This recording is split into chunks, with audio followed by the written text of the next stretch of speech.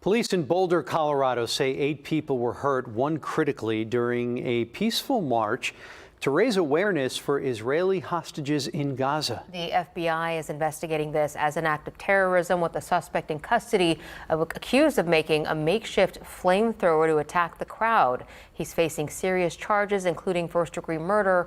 Thankfully, no one was killed. NBC's Alice Barr has the latest from Washington. This morning, a painful recovery for the victims and the entire community after investigators say a man used a makeshift flamethrower and shouted "Free Palestine" during an attack in Boulder, Colorado, on a march calling for the return of Israeli hostages still held in Gaza. It is clear that this is a targeted act of violence, and the FBI is investigating this as an act of terrorism.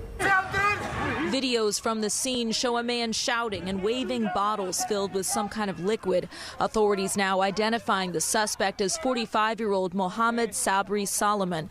2 senior law enforcement officials say he's an Egyptian national and that while the investigation is in the early stages, he appears to have acted alone.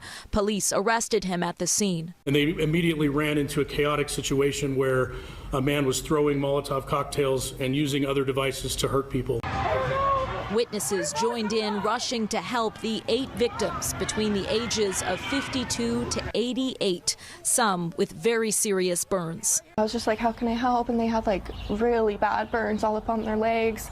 And then I went over to this other grass area that was like right by the front entrance. And there were some people, there was another lady on the ground with really bad burns on her legs, just like screaming. The attack follows the deadly shooting less than 2 weeks ago of 2 Israeli embassy staff members in Washington, D.C., after which investigators say the suspect shouted that he did it for Gaza.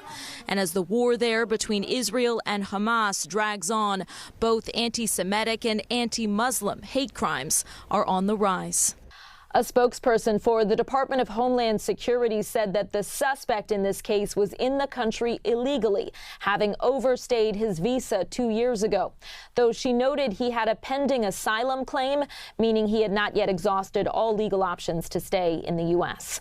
In Washington, Alice Barr, NBC News.